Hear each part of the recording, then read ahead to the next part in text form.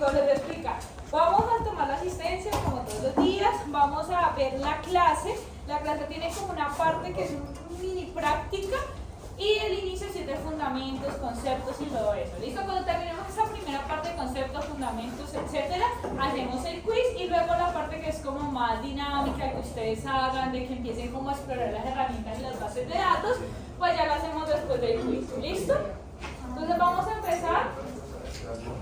Yo sé que los videos están un poquito densos, que las lecturas están un poquito densas, lo importante es que ustedes los dieran y no vinieran sinceros.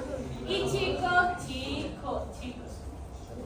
voy a hacer el quiz a la mitad de la clase, pero necesito que estén súper atentos. Y yo veo que no están prestando atención y todo para la clase y lo hacemos a la hora que sea, ¿listo? Entonces, porfa, súper atentos todos y concentraditos para que nos vaya bien a todos. Yo sé que estaban en muchas cosas, entonces por eso les voy a explicar. Las preguntas siempre son de la clase y todo de la clase para que ustedes no estén saturados y la idea no es que saquen mala nota, pero tienen que ustedes también poner de su parte, ¿listo?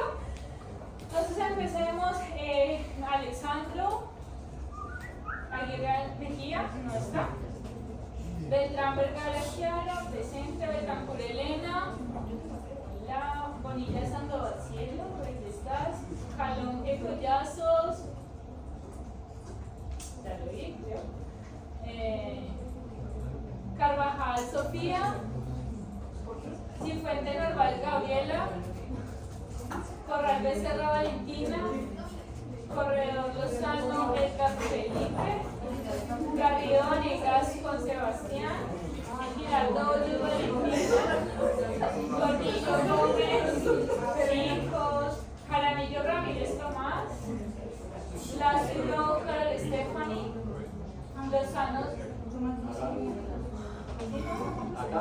Lozano Cerón con José. Lozano González Jacob. Martínez Calamillo Marisabel. Mejía Cortés Maya José. Mejía Lozano Alicia. Méndez Sepulveda Isabel. Morales Calderón Valentina. Moisés Vanegas Karen Valeria. Murillo Justin Otalora García Ana Sofía. Ovalle Bastilla Juan Andrés. Pedraza de la Isla. Polo Delgado. Ramírez González Tomás. Rincones Guerra Mariana. Rodríguez Manuela. Salas Santa Cruz Olivares.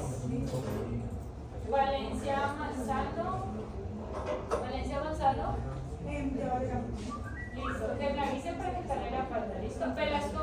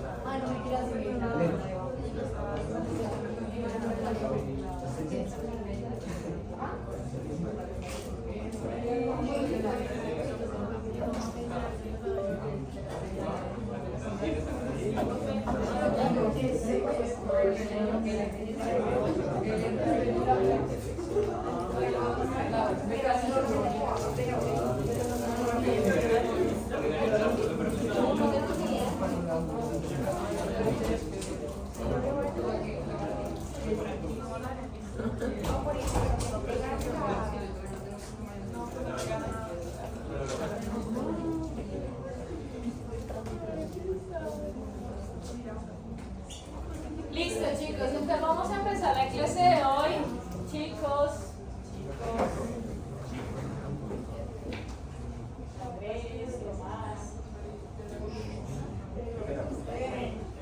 Bueno, chicos, vamos a empezar la clase de hoy, que es clase de secuenciación Sanger. Entonces, la secuenciación es una metodología que nos permite ayudar a determinar el orden que tienen los nucleótidos en un fragmento de ADN. Entonces, volvamos a recordar que tenemos aquí la célula eucariota, el ADN está en el núcleo de la célula, este está condensado como tal, puede ser como un cromosoma. Cuando desenrollamos en ese cromosoma vamos a tener una doble cadena de ADN, ¿sí? Y esa cadena de ADN va a estar compuesta unos nucleótidos. Cuando nosotros extraemos el ADN, ¿cierto?, de una célula como ustedes lo hicieron, nosotros no podemos decir, uy, aquí hay una adenina, una timina, eso no se ve y no se puede visualizar. Entonces esta técnica que se llama secuenciación lo que nos permite ver es este orden, o sea que aquí hay una guanina, que aquí hay una citosina, que allí hay una adenina. ¿Por qué es importante esto? Porque de acuerdo a la región específica, pues digamos que nosotros podemos saber si está relacionado con una enfermedad, si está relacionado con una respuesta farmacológica, si corresponde a una especie bacteriana diferente, si corresponde a una especie de planta, ¿sí? O sea, eso nos ayuda a determinar contra una base de referencia qué es lo que estamos analizando, qué es lo que estamos teniendo allí, ¿listo? Entonces vamos a ver que la secuenciación Sanger tiene diversas aplicaciones, ¿listo? Cuando nosotros existen diferentes técnicas de secuenciación. Cuando nosotros hacemos la secuenciación, el resultado final que nosotros queremos obtener es esto, el orden de los nucleótidos, o sea, decir que aquí hay una guanina, aquí una adenina, luego una timina, luego que sigan 3 adeninas. Y en el caso de la secuenciación Sanger, ese resultado nosotros lo vamos a visualizar en este gráfico. Este gráfico se conoce como electroferograma, ¿listo? Y lo que va a hacer es determinar la fluorescencia de acuerdo a la técnica que estamos utilizando, que es Sanger, la cual luego se va a interpretar como los nucleótidos específicos, ¿listo? Ya vamos a ver eso y ya vamos a aprender a analizar ese electroferograma, ¿listo? Entrando un poquito de historia, entonces nosotros, ¿cómo llegamos a la secuenciación Sanger? Recuerden, digamos, cuando esos celulares antiguos, que antes, o bueno, si no les contaron, si ustedes más jóvenes, pero bueno, igual si cogen un celular de su primer celular, el celular de ahora, ustedes ven que el celular de ahora usted puede ver muchísimo mejor la definición y la resolución de las fotos, es decir, si tú tomas algo cerca le puedes ver hasta el porito de la piel y es mucho más definida, mientras que los celulares de antes eran como mucho más borrosos, o cuando ven videos viejos, antiguos, ven que la calidad es mucho más borrosa y tú no puedes ver como incluso bien las imperfecciones, sino que es como la figura grande, ¿listo?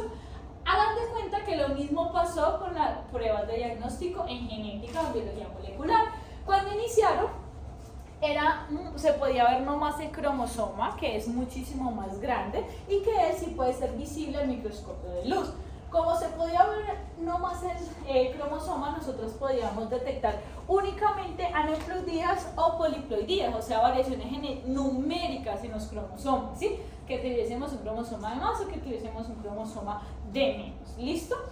Estas variantes pues usualmente eran de 0 a 1 por paciente, o sea, no es común que todos los pacientes, lo más probable era que no hubiese porque no es muy común que haya pues variaciones cromosómicas así tan grandes como el número. Luego, esa resolución fue mejorando, es como si esos píxeles hubiesen mejorado, entonces ya no solo nos permitía ver la figura de la persona, o el cromosoma, sino que nos permitía ver los detallitos de él, que eran las bandas cromosómicas, ¿sí? Y esta técnica se llamaba cariotipo bandeo G, y aquí fue mejorando la resolución.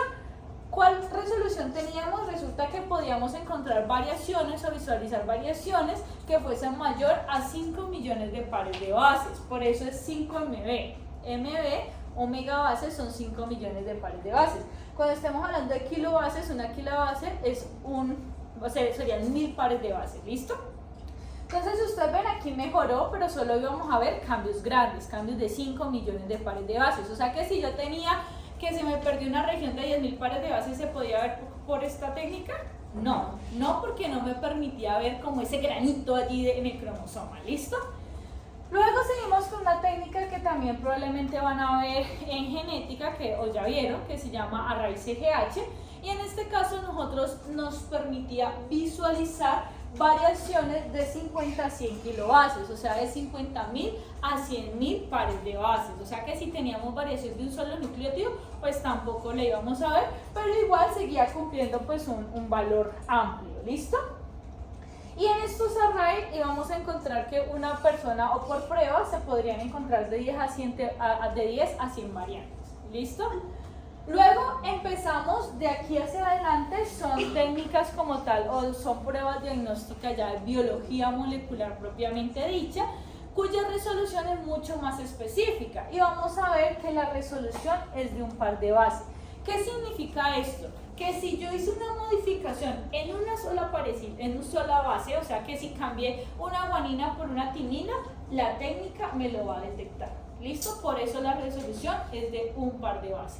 Dentro de estas técnicas que tienen esta resolución de un par de base, todas estas son técnicas de secuenciación. Y tenemos la secuenciación Sanger, que es la que nosotros vamos a ver el día de hoy, y tenemos los panes, los exomas, los genomas, ¿sí? Que vamos a ver pues, más adelante en el transcurso del curso, ¿listo? En la secuenciación Sanger nosotros podemos detectar tanto regiones codificantes como no codificantes. Y vamos a encontrar de 3 a 30 variantes, digamos, por secuencia.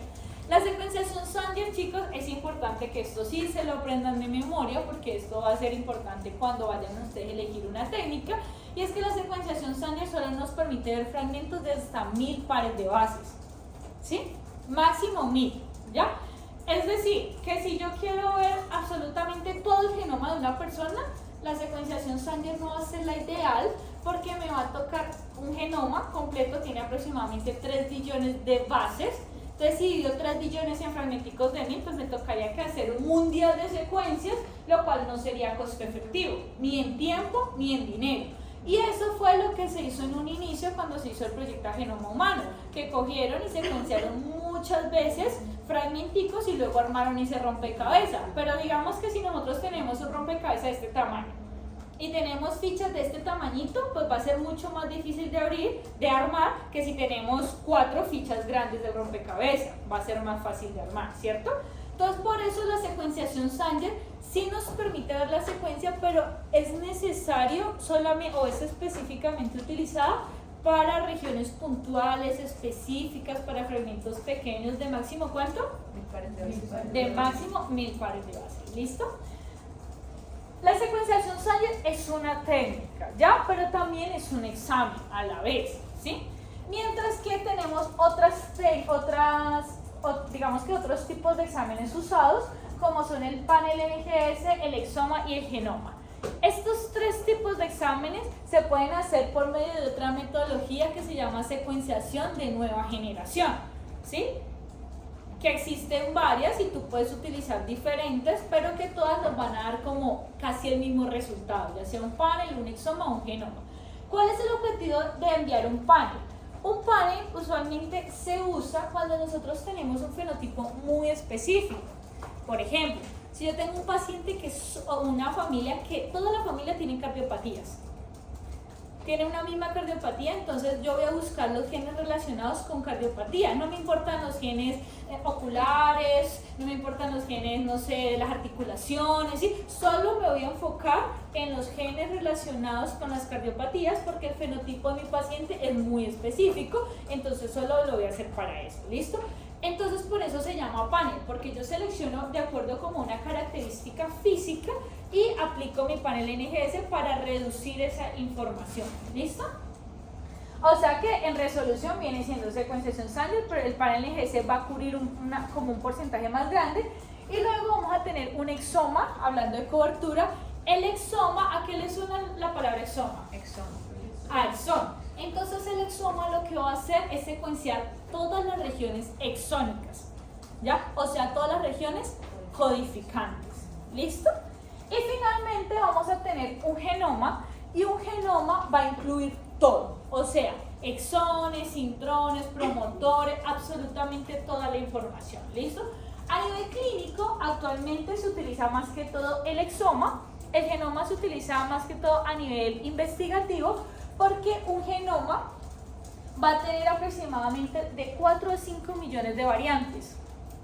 Entonces tú para seleccionar de ese 4 o 5 millones de variantes cuál es la variante correcta, pues tienes que hacer como un análisis mucho más profundo y vas a gastar mucho más tiempo.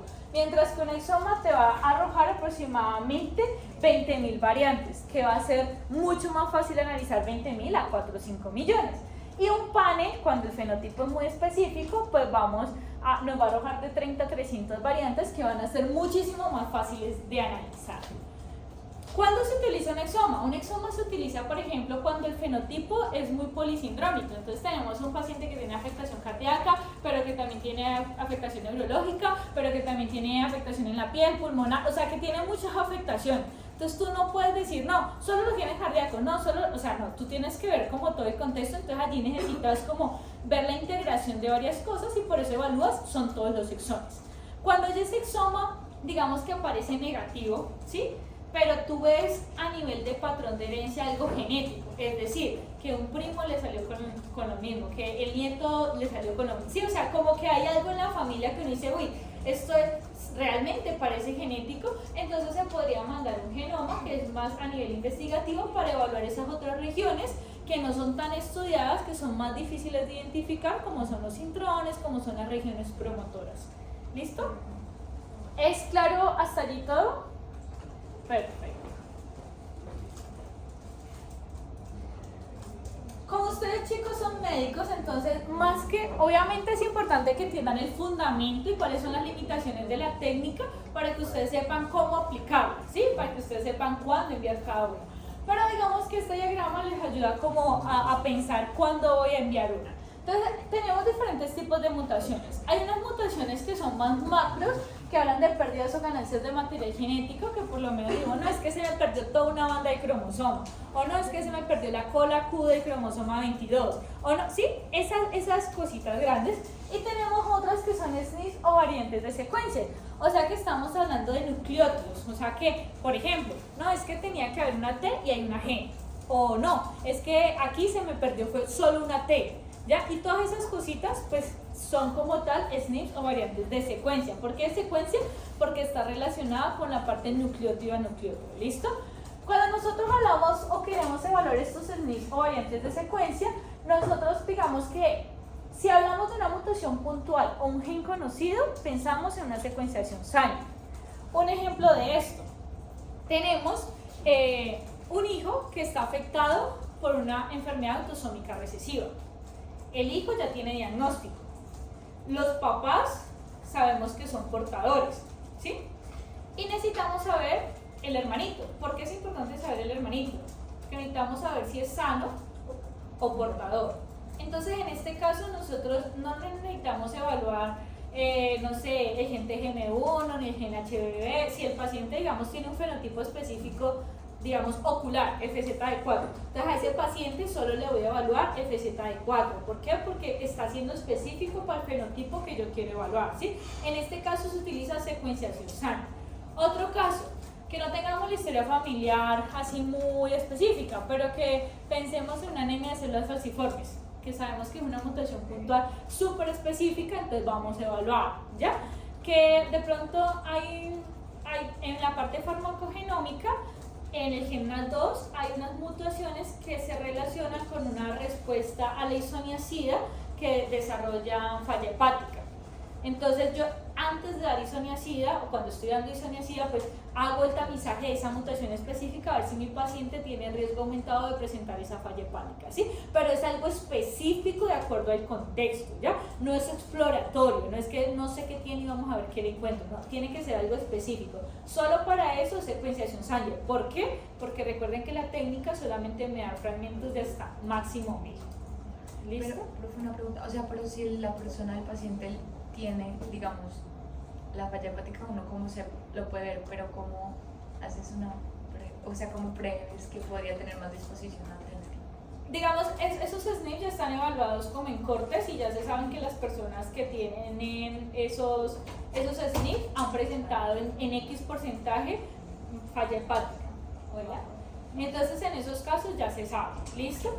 Entonces solamente lo evalúas y con eso es algo, eso lo vamos a ver en la clase farmacogenómica y depende del tipo de metabolizador de las personas, ya, pero digamos que para fines de hoy uno ya, y lo hace antes, la idea es hacerlo antes como para predecir, entonces tomar herramientas, digamos iniciar con dosis más bajitas o estar controlando más rigurosamente la función hepática, así como tomar las medidas antes, por eso es medicina. La parte de biología molecular, digamos que actualmente se conoce como medicina personalizada o medicina pues, preventiva, ¿listo? Porque no queremos como dar las cosas, sino que antes de eso vemos cuál es el potencial de esa parte genética que te hace susceptible a X cosa, ¿listo? Cuando nosotros tenemos un fenotipo específico, entonces vamos a hacer un panel de genes donde vamos a evaluar los genes relacionados con ese fenotipo específico. Pero si nosotros tenemos el desconocimiento de genes relacionados con el fenotipo, que es el ejemplo que les daba, donde es un paciente súper polisindrómico donde tiene muchas afectaciones y no sé por cuál irme exactamente. Entonces hacemos un hueso o un exoma, ¿listo? Que es una técnica de IGS. Por otra parte, cuando tenemos pérdidas o ganancias de material genético que son mucho más grandes, podemos pensar en un genoma completo con la técnica de raíz CGH, que es una técnica comparativa y que esa la van a ver en genética, o regiones cromosomas específicas con FISH o con MLPA, que también las ven en genética. ¿Listo? ¿Hasta allí es claro, chicos? O sea que en este caso, en la parte de secuenciación, lo que nos utiliza son las variantes de secuencia. Secuenciación, variantes de secuencia. ¿Listo? Y estos son los casos. Perfecto. Entonces, ¿cuáles son los tipos de secuenciación que existen? Existen básicamente 3 generaciones de secuenciación. Tenemos la primera secuenciación, que es la secuenciación Sanger, que utiliza una electroforesis como diferente y unos reactivos que se llaman DNTPs, que son unos nucleótidos diferentes también. ¿Listo? Tenemos la secuenciación de segunda generación, en las cuales está importante Illumina, que esta la van a ver en la siguiente clase, y tenemos una secuenciación de tercera generación, en la cual importante es Oxford Nanopore, que la vamos a ver el próximo martes de nuevo conmigo. ¿Listo? Entonces, recordemos lo que ya les dije, pues dependiendo de si es panel, exoma o genoma, pues vamos a tener como una mayor cobertura en algunas regiones o menor en otras. Y recuerden que todos los tipos de secuenciación van a tener una resolución de un par de bases, justo por eso es que nos permite ver el orden de los nucleótidos.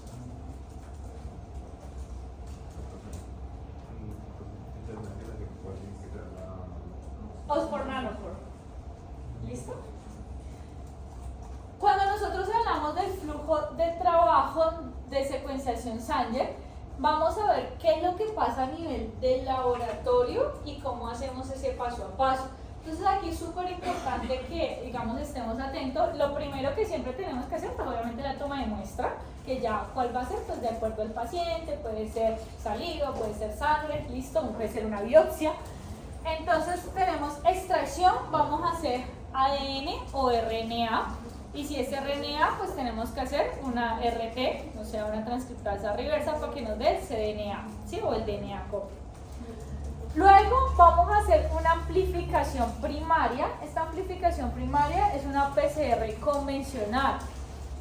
La PCR convencional es la misma que vieron con Lorena, la de la electroforesis, la que uno pasa en un gel de agarosa, la que hicieron en el laboratorio cuando vieron el laboratorio de biología molecular. ¿Listo?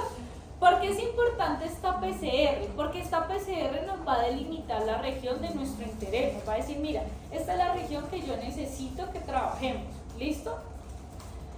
Y luego, después de que salió esa PCR convencional e hicimos esa electroforesis, porque acuérdense que la PCR convencional siempre va ligada a una electroforesis donde verificamos que realmente nos dio bien nuestra PCR, hacemos una secuenciación. La secuenciación es muy similar en el montaje laboratorio a lo que es una PCR. Incluye muchos reactivos similares, solo que vamos a ver que tiene unos específicos, que es lo que va a hacer la reacción de secuencia. Y luego de esa reacción de secuencia, ella sale otra vez del termociclado y la vamos a poner en una electroforesis capilar, que es como una electroforesis, pero también mucho más delicada, mucho más específica.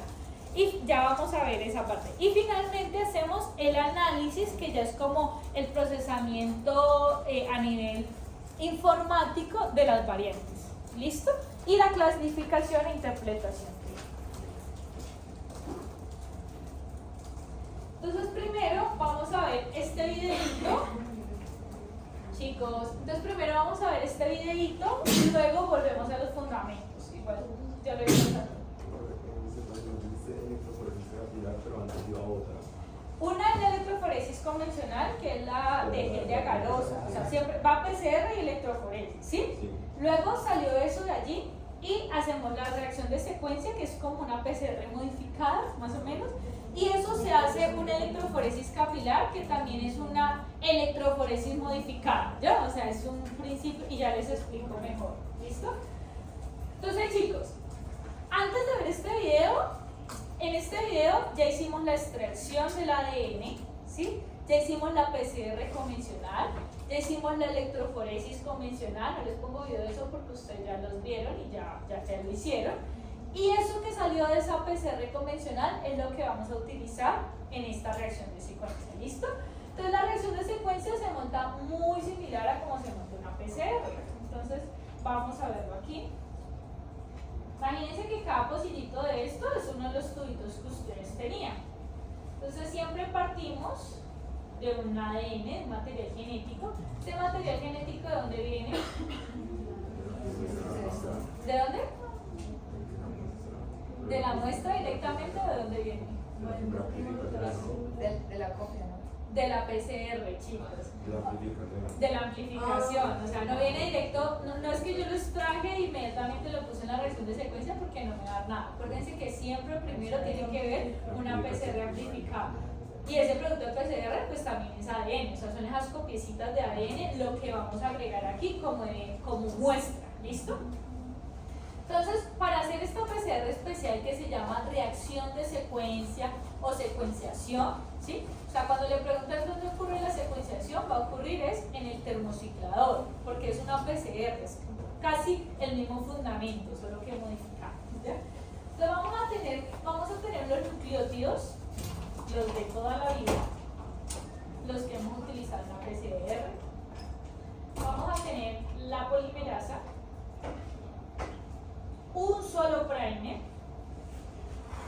y vamos a tener estos nucleótidos. ¿Qué le harán de diferente a estos nucleótidos? Tienen como una cabecita, ¿cierto?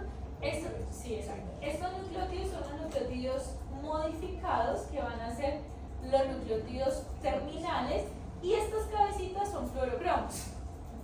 O sea que esos van a ser terminales y van a tener un fluorocromo, o sea que van a fluorecer, ¿señor? Porque yo tengo una pregunta, es que no me quedó claro ahí. Los Ya lo vamos a ver. Veremos el video y ya explicamos el fundamento, ¿listo? Para que todos, pero ya te explico eso. ¿Listo? Ya va. Lo primero que va a pasar es que vamos a abrir nuestra hebra de ADN. Va a llegar nuestro primer. Se va a unir. Miren que es muy similar a lo que ocurre en una PCR. Va a llegar la DNA polimerasa.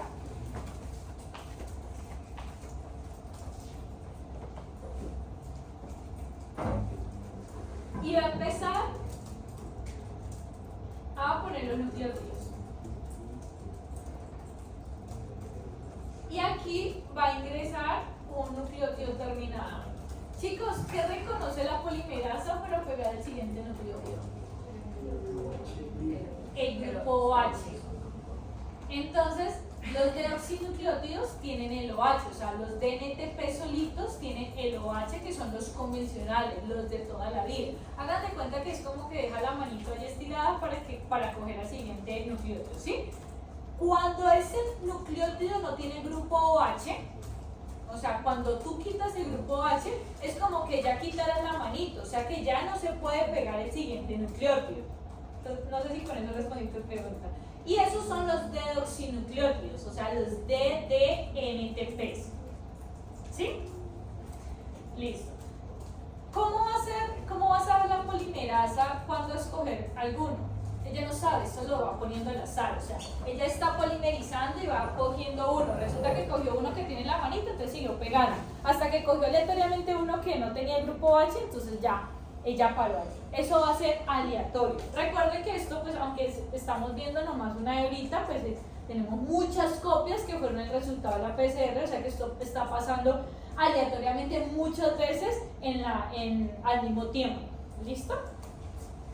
Entonces, llegamos y pusimos nuestra base terminadora. ¿Qué va a pasar? Luego vamos a esperar y vamos a volver a calentar. Y se hace eso varias veces. Sí, y esto se hace varias veces.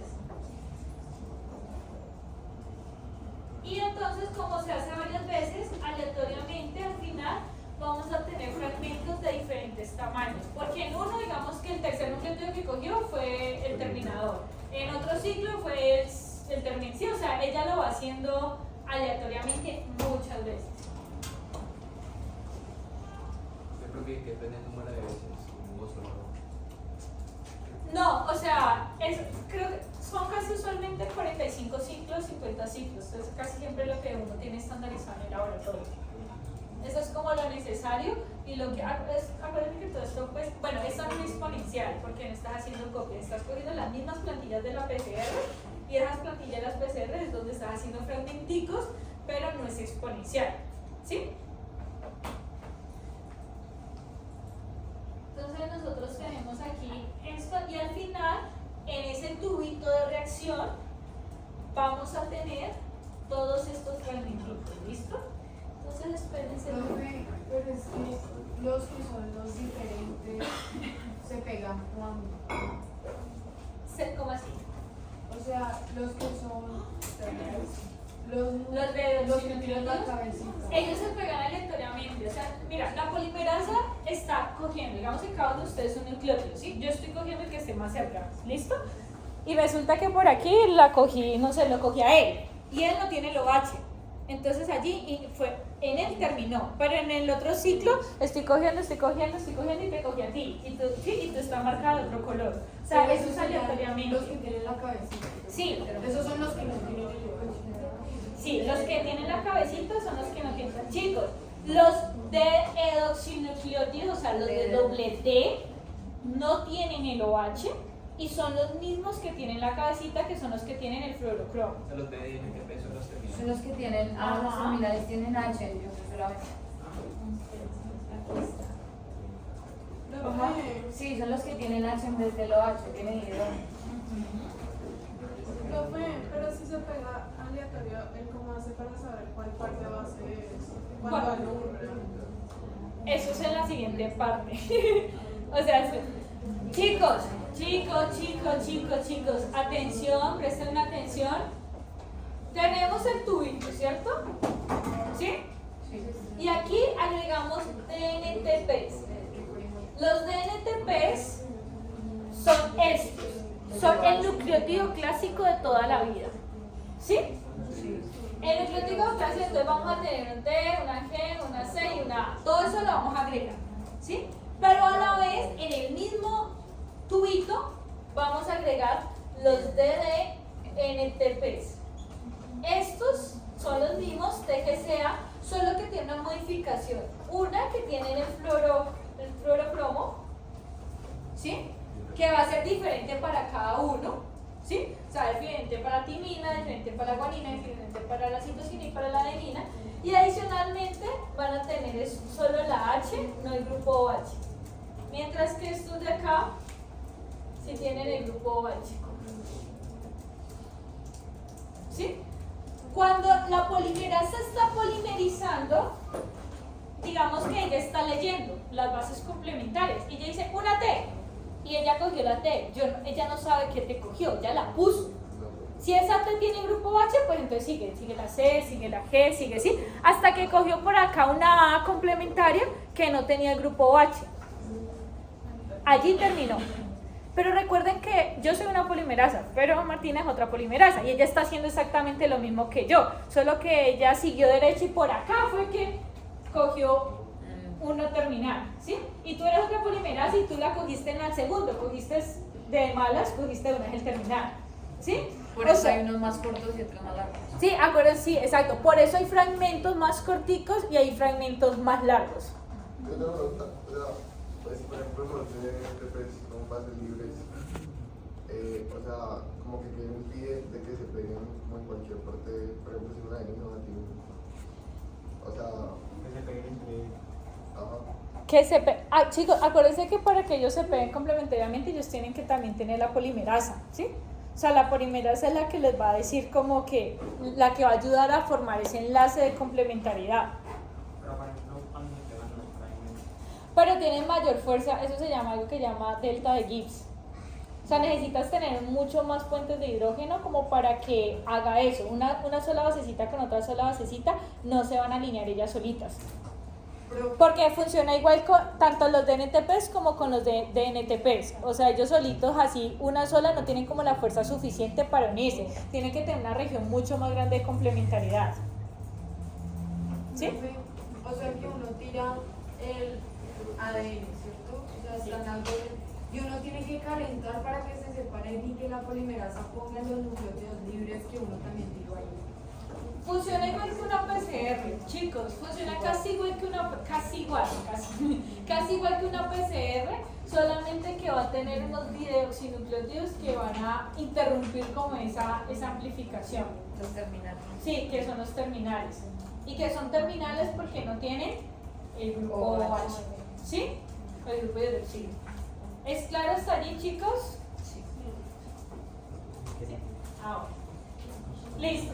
Entonces, chicos, todo eso se llama en este video.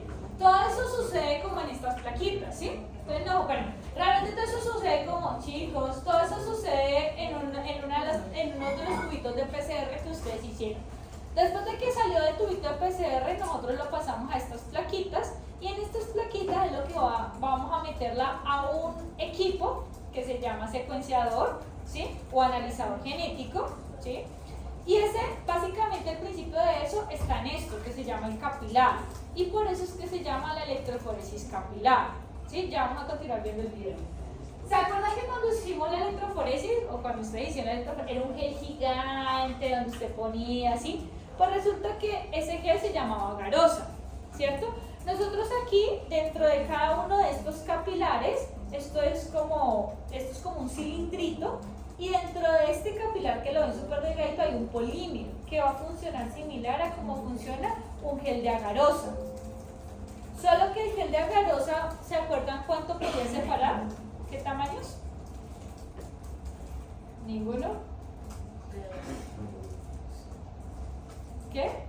Como 50. 250. Desde 50 pueden separar el gel de agarosa. Entonces, chicos, el gel de agarosa puede separar fragmentos de 50, o sea que si yo metí un fragmento de 52 y uno de 53, él va a dejar la banda en el mismo lugar porque no me diferencia.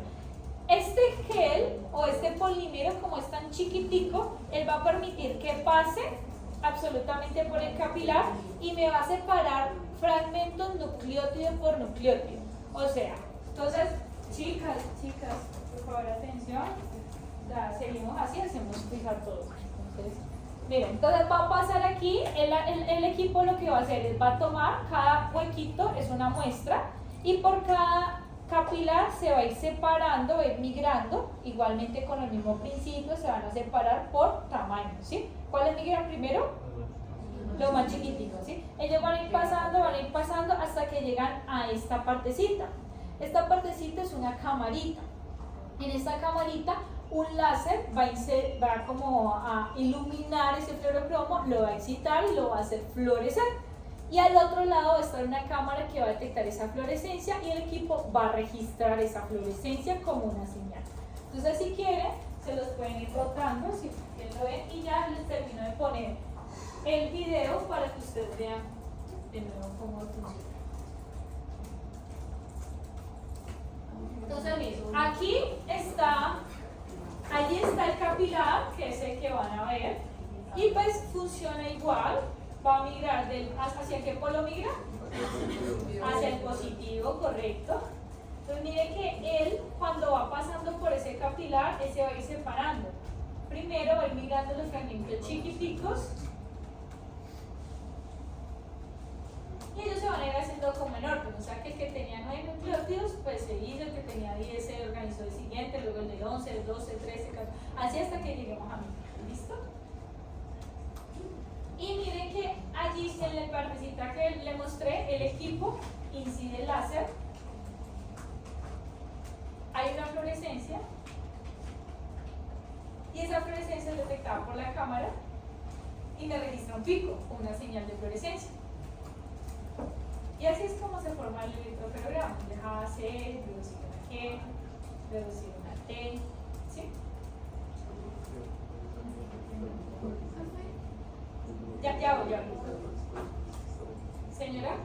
En esta parte donde marca la fluorescencia, que me imagino que va a estar en orden como no, de adenina, adenina. Hay posibilidades de que salga en desorden, como que la última que cogió fuera una adenina y... No, porque está por orden. Es como si yo los ubicara ustedes en una hilera por tamaño. Entonces el más chiquitico delante y el más alto atrás. ¿Sí? O sea, siempre va a ser ese tamaño, porque acuérdense que la electroforesis me lo separa por tamaño. Entonces el primero siempre va a ser el primero, el segundo siempre va a ser el segundo, el tercero siempre va a ser el cuarto siempre va a ser el cuarto. Si todo está bien organizado, ¿ya? Pero por lo menos, un ejemplo. Al más chiquitico yo le di el número 1 y al más alto le di el número 37, ¿cierto? De este grupo. Pero si accidentalmente yo los mezclo con el grupo de 4 a 6 y con el grupo de 11 a 1, ¿qué va a pasar? ¿Qué va a pasar? Vamos a tener 3 unos, 3 2, 3 3, ¿sí? Y allí todo está mal. Lo mismo va a pasar con eso. Por eso tiene que ser súper específico y solo debemos tener como una sola región. Esa es la razón por la que yo no puedo poner 2 primers por lado y lado a la secuencia. Porque si yo los enumero de menor a mayor, entonces pues el más bajito va a tener el número 1 y el más alto va a tener el número 37, ¿sí? Pero si a la vez yo los enumero de más alto a más chiquito, entonces van a haber 2 unos, van a haber 2 2, ¿sí? O sea, se me van a cruzar todas las cosas y no voy a poder determinar realmente quién es el verdadero 2, quién es el verdadero 3, ¿sí? Quién es el verdadero 4. Entonces por eso es que yo solo debo poner un solo primer. ¿Es claro eso, chicos?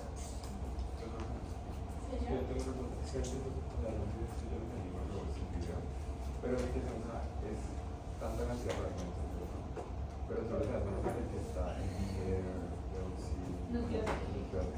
solo de pero en la secuencia catalítica es solo de Dios, no Sí. nada más. Lo que pasa es que, chicos, miremos esto. Resultamos que tenemos este fragmento, ¿cierto? Y en este fragmento, chicos, y en este fragmento la T es la que me va a censar, ¿cierto? Sí. El siguiente fragmento que iría no me va a censar esa T, pero me va a censar esta C. Y este va a ser el segundo. ¿Sí? ¿Por qué? Por tamaño. Miren, el tercer fragmento me va a censar, digamos, una A. El cuarto me va a censar No sé. otra C. Entonces, mira que solamente está censando el último, ¿cierto? Pero él me está dando la señal primero de una T, porque este pasó primero, porque es más chiquito. Este pasó segundo, entonces de segundo una C. Este pasó tercero, entonces aquí va una A. Y este pasó cuarto, porque aquí hay una C. Entonces, si tú ves T, C, A, C, o sea, él me lo va censando así. Te iba a preguntar que cómo definían qué codificas y todos tienen claro, porque el que determina el terminal. Claro, es el último el que censa, pero como después de este sigue otro y luego sigue otro, o sea, como él va permitiendo pasar uno por uno, es lo que les decía del número, o sea, yo sé que primero pasó el número 1 y luego venía el que le sigue de tamaño, entonces se va a hacer el 2, luego el que le sigue de tamaño, pues ese va a ser el 3, ¿sí? Sin necesidad de yo ponerle 1, 2, 3, 4, 5 a todos, ¿sí? Chicos, ¿es claro esto?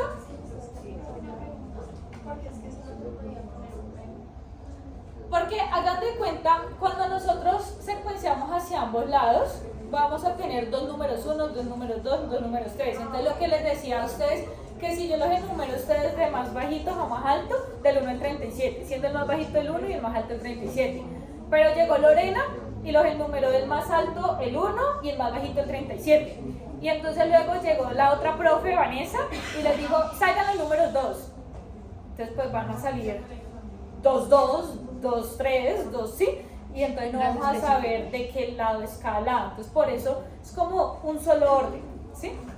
No sé si es una pregunta muy boba, pero... No, tranquilo. Si no pasa nada si hay dos, digamos, si en la siguiente cadena la última también es una C, no importa si... Es que en la siguiente cadena, ¿cómo así?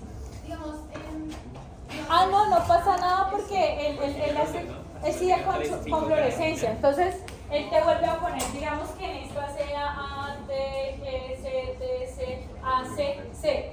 Entonces, él te va a marcar otra C. ah, ok, o sea, no influye. No La influye. secuencia no pasa. Esa pregunta es, chicos, esa pregunta es súper importante porque esta tecnología, digamos que es súper buena para diferenciar eso que estás diciendo. Pero hay otras tecnologías como Nanopore o hay otras tecnologías como Illumina que pueden haber problemáticas en diferir esas regiones que son muy repetitivas. Se puede confundir, por decirlo así, porque utilizan no fluorescencia, sino que otras cositas, ¿ya? Que vamos a ver más adelante para no enredarnos.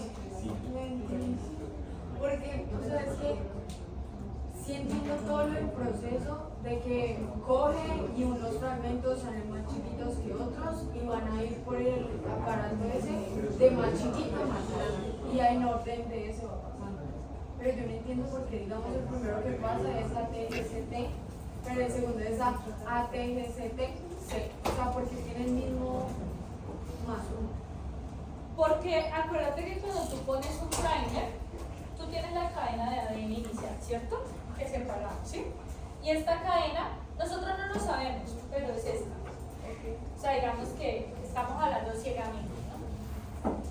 Nosotros no sabemos, pero este es el fragmento, ¿cierto? Entonces tú pusiste un primer aquí. Entonces la polimerasa empezó a polimerizar, ¿sí? Entonces ya puso T, A, G, ¿sí? C. Y aquí puso un terminator, ¿ya? Entonces me quedó un fragmento TAGC. Ignoremos allá porque no les Ok, es por el primer. Resulta que en la siguiente ciclo ella hizo un fragmento de TA, ¿sí? Entonces este iría aquí, TA, de primerito. En otro ciclo hizo un fragmento de TGCAG. Entonces este va por acá abajo. Es por el TGCAG, sí. Ah, ok. Y aquí, ¿listo? Entonces resulta que en otro ciclo hizo uno de TAG. Y acuérdense, los estoy organizando en tamaño porque ellos se organizan en tamaño. Entonces aquí lo hizo TAG, ¿sí? Cuando esto va pasando por el capilar, él lo primero que va a detectar es una A. Luego va a detectar es una. Luego va a detectar es una. Bueno, aquí me faltaron unos, pero sí. Entonces mira que él te va dando el orden que es complementario a esto, a AGC, ¿sí? ¿Es claro hasta allí, chicos? Es por el premio.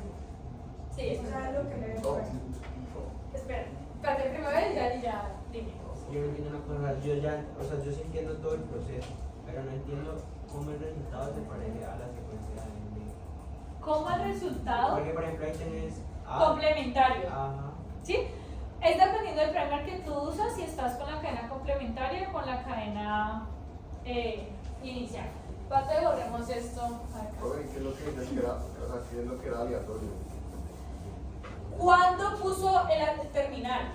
Por eso yo les empecé a ustedes diciendo, bueno, Se lo puede poner o al inicio o al final, o en la tercera A o en la quinta. sí, o sea, vamos a empezar. El primer pusimos un solo primer, ¿cierto? Y esta es la cadena que este primer está utilizando de moda, ¿sí? Ah, ya. Este primer. O sea que acá tiene que haber una cadena complementaria que nosotros no estamos utilizando. Esta la vamos a ignorar. Pero entendemos que siempre es doble ADN, ¿sí? O sea, aquí se abrió, ¿sí? Y vamos a trabajar solo con una cadena. ¿Por qué solo con una? Porque solo estamos poniendo un primer. O sea que solo estamos copiando en una dirección. ¿Hasta allí está claro? Listo. Resulta que llegó la polimerasa aquí, ¿cierto? Y nosotros tenemos muchos nucleótidos. Hay unos normales y hay unos marcados con fluorescencia. Profe, el primer ahí ya estaría pegado. Sí, este es mi primer. Esta ok. flechita es mi primer. Es para no escribir tanto nucleótidos, ¿ya? Entonces llegó la polimerasa, ¿sí? La polimerasa, ella empieza a buscar las bases complementarias como a ver cuál es el que está aquí en el ambiente, o sea, el que esté más cerquito, el que me sirve, el que me encaje aquí. Entonces ella puso una normalita, puso una G, ¿por qué una A? Pues porque es complementaria. Puso una G, puso una C y acá aleatoriamente puso una A que estaba marcada con un fluorocromo. Allí se terminó ese fragmento, ¿sí? O sea, allí no sucedió nada más. Entonces yo lo voy a anotar, anotémoslo acá. Anotémoslo por tamaño. 1, 2, 3, 4, 5, 6, 7, 8. ¿Sí? Este como es de 4 nucleótidos va a ir aquí. A, G, C, A. Pero mira que en este ciclo hipotético, mi primer ciclo terminó en la letra número 4, ¿sí? Resulta que por allá en otro ciclo, la polimerasa siguió polimerizando y fue este el que lo puso aleatoriamente terminal, ¿sí? Este tiene 7 nucleótidos, o sea que escribiría aquí A, G, Profe, C, todas las G, T, G. hebras de ADN que pues voy separando para hacer todo ese proceso tienen la misma secuencia. Tienen la misma secuencia. Todo el ADN que Todo está el ahí ADN metido. tiene, exacto, tiene la misma secuencia.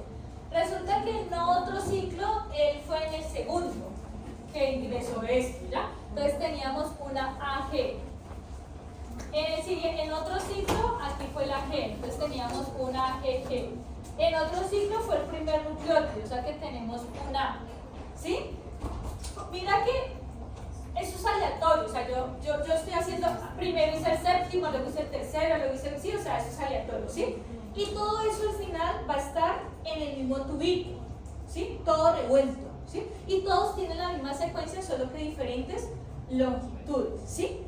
Cuando yo los paso por la electroforesis capilar, que es el cosito, ellos se separan por tamaño. O sea que ¿cuál va a pasar de primero? El que tiene un nucleótido. O sea que ¿qué fluorescencia me va a dar? Pues la fluorescencia que corresponde al color A, ¿sí? No, es la verde usualmente, ¿listo? Luego, ¿cuál va a pasar de segundo? La G. La fluorescencia que me va a dar es una G. Luego va a pasar el tercero. La fluorescencia que me va a dar es otra G. Luego va a pasar el 4. La fluorescencia que me da es una A. ¿Sí? Y bueno, digamos que aquí seguía, me acuerdo.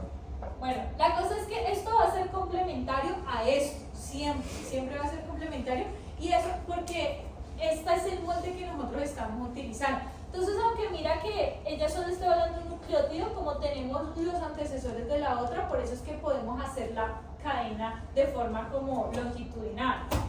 ¿Sí? Sí, profe, pero por ejemplo, o sea, lo que yo me refiero es como que, o sea, sí, eso lo entendí, ¿no?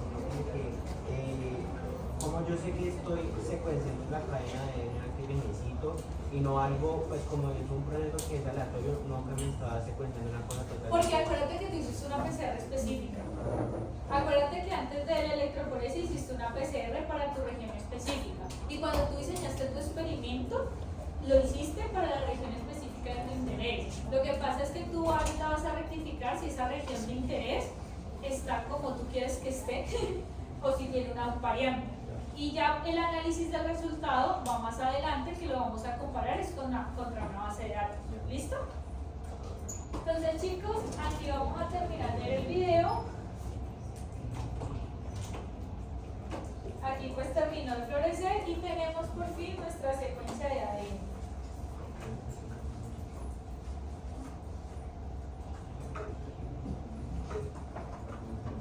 Entonces esto al final pues nos va a dar nuestro fragmento, nuestra secuencia. Y ese es el equipo y esta secuencia se va a dar en estos picos que es el electroferulano. ¿Listo? Chicos, ¿quedó todo claro hasta allí? Si quedó súper claro el fundamento, entonces ahorita sí vamos a la interpretación de resultados. ¿Listo? Entonces, resulta que ya hicimos todo, ya nos salió la secuencia y nos dio esto. Entonces nosotros, bueno, ¿qué pasa aquí? Entonces ustedes así sin yo explicárselo, ¿qué significa este piquito negro que tiene ahí? Que hay una guanina. ¿Qué significa este rojo? ¿Qué significa esta R? Que hay de los dos. ¿De cuáles? Adenina y guanina. Muy bien, facilísimo, ¿cierto? Porque mira, que de los No, pero ¿por qué hay? Porque hay dos. mutación. Ok, está bien, sí, no, entonces vamos a ver una cosa. Nosotros,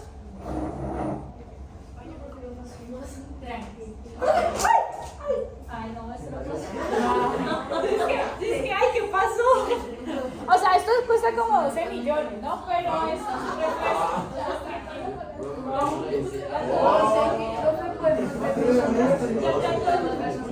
ya todos me consignan. O sea, chicos, eso es súper raro, chicos. El secuenciador cuesta como 1.000 millones de pesos y ese capilar, o sea, el equipo cuesta como 1.000 millones de pesos. Y ese capilar capilar es un consumible, o sea, es un repuesto, es algo que periódicamente se cambia y cuesta como 12 millones de pesos. ¿Ah? No, Ese es un repuesto, ¿no? eso es un repuesto, entonces ese ya se dañó porque ya cumplió su vida útil, entonces ya se está utilizando. No, en serio. Chicos, entonces la pregunta que les hago es ¿qué pasó allí? Porque hay dos. ¿Por qué creen que pueden haber dos picos en una misma posición? Porque se están expresando dos cosas. ¿Estamos hablando de expresiones y estamos hablando de DNA? No, de... No, porque hay, No, nosotros. porque hay dos objetos diferentes. Ok, nosotros ¿cuántas copias de cada gen tenemos, chicos? ¿Cuántas copias de cada gen tenemos, mínimo?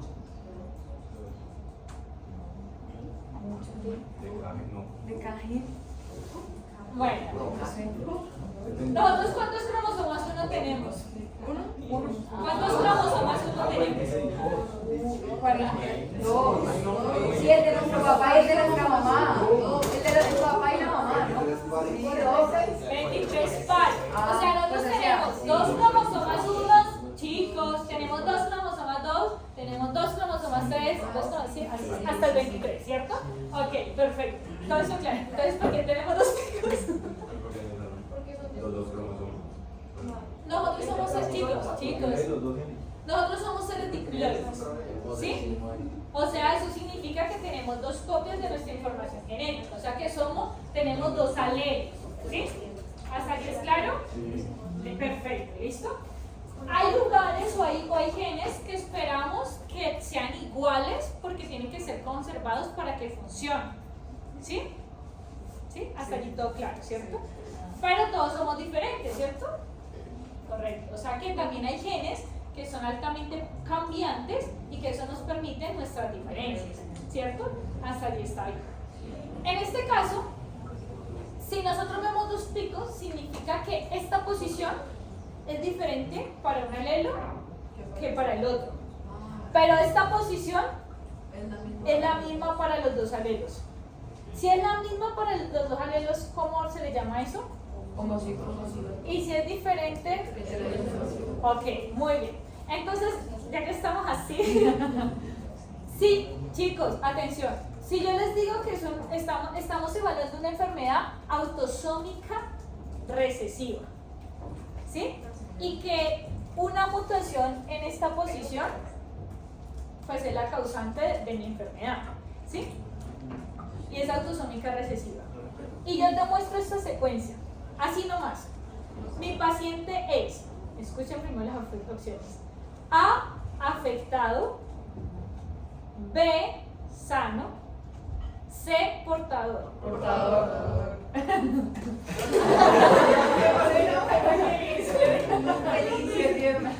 Eso fue genial. Si es recesivo significa que necesito que mis dos copias estén afectadas, se estén expresando. ¿Listo? Exacto. Ya les explico. Entonces, chicos, vamos a hacer otro ejercicio. ¿El anterior? O sea, no entendí. Ok. Ya voy a explicar. Entonces, chicos, atención. Vamos a explicar eso y vamos a hacer otro. ¿Listo? Entonces, atentos. Una enfermedad autosómica recesiva requiere que los dos alelos estén afectados para presentar la enfermedad. O sea, pero esa R se muestra solo cuando la autosómica recesiva o cuando lo puedo usar para checar. No, esa red no tiene que ver con, o sea, aquí el equipo, no, aquí es porque hay dos picos, hay dos cosas. La interpretación y lo que tú tienes que ver eres tú, ¿sí? O sea, tú tienes que buscar si el gen es autosómico recesivo, si el gen, ya va. O sea, el equipo no te hace ningún análisis porque el equipo ni siquiera sabe qué gen es esto. O sea, el equipo no sabe qué muestra es esto. O sea, el equipo nomás te está tirando, miren, en el pocillo 1 tú pusiste esto y te dio esto, ¿sí?